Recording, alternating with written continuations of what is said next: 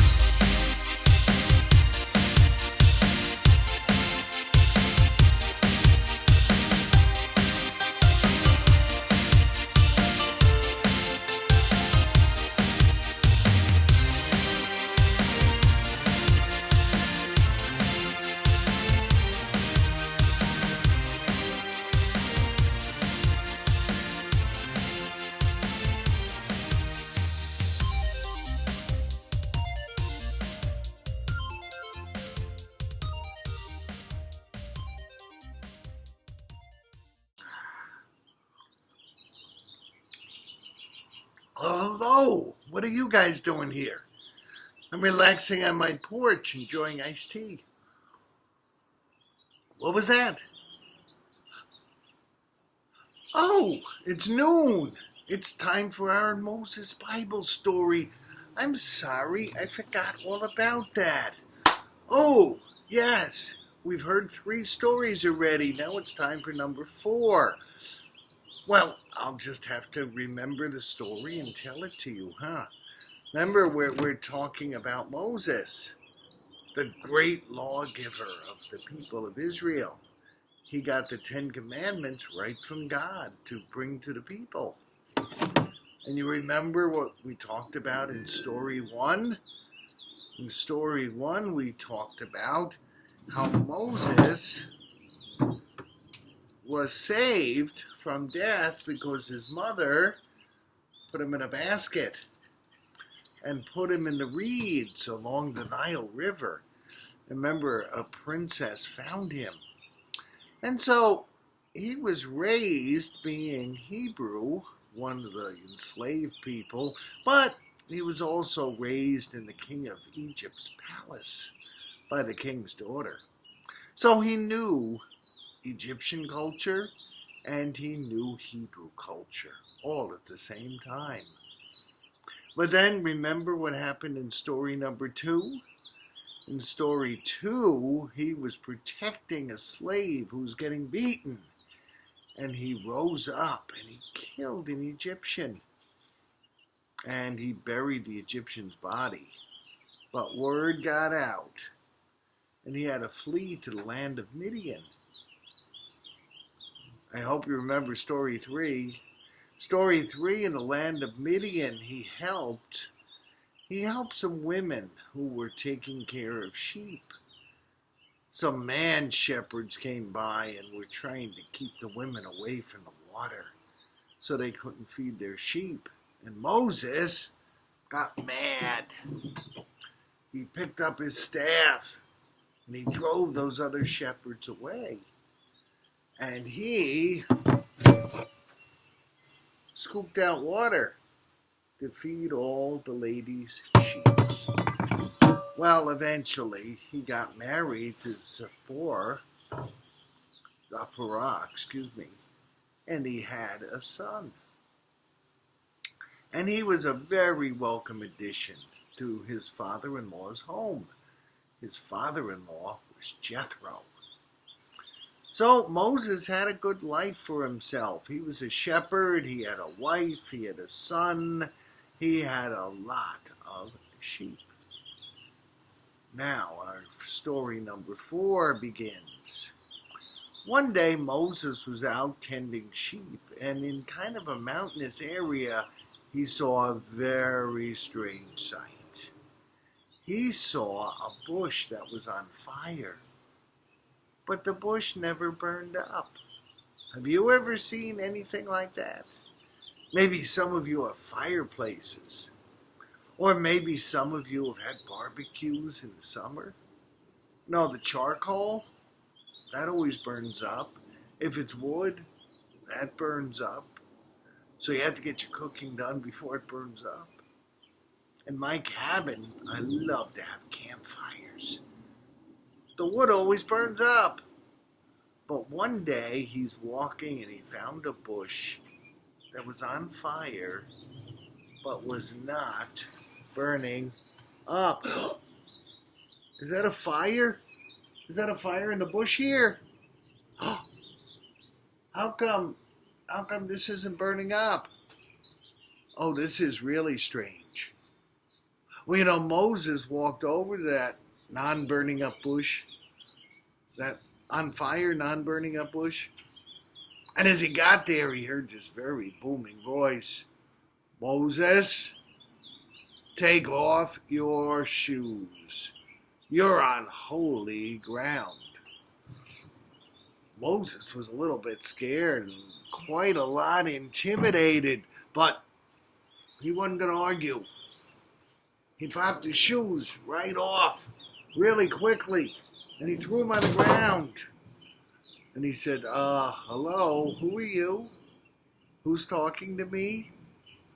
And his big voice said, I am the God of your ancestor Abraham and his son Isaac and Isaac's son Jacob.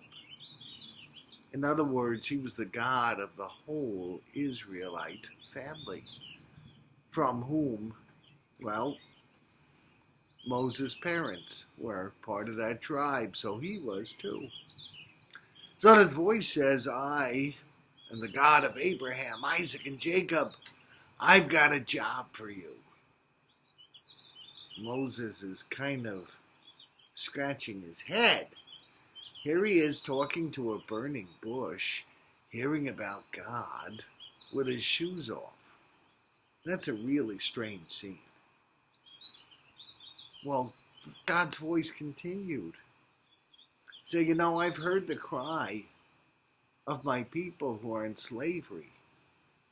You are going to go back to Egypt, and you are going to talk to the elders of the Hebrews.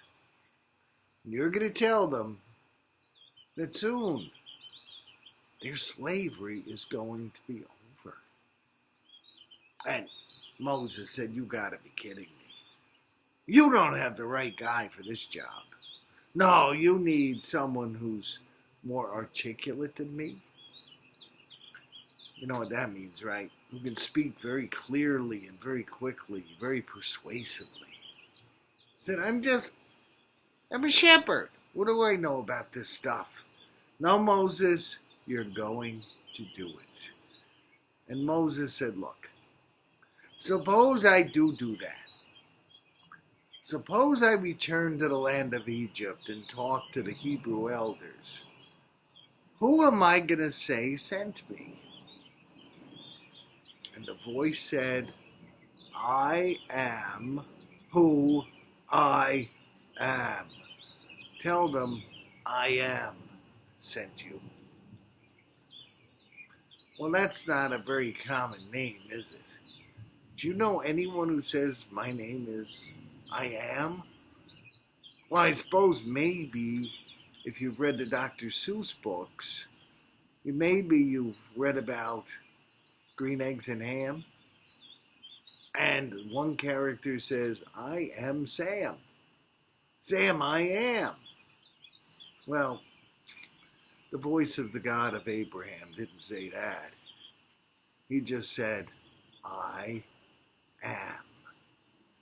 You tell those Hebrew elders, I am sent you.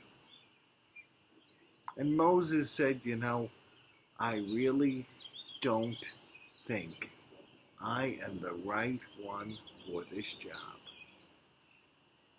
And the voice of God said, I'm sending you. Talk to the Hebrew elders and tell them something else too. Tell them to collect all the jewelry they can get from all their Egyptian captors, because soon they're going to be leaving Egypt. They'll be leaving slavery, and they can take all that Egyptian jewelry with them. I guess maybe that was perhaps a way of compensating them, a way of paying them for all those years of slave work they've been doing.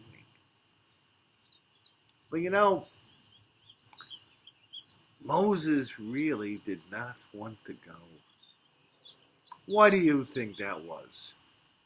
Moses said he wasn't the right person for the job, but he really doesn't say why he's not the right person for the job.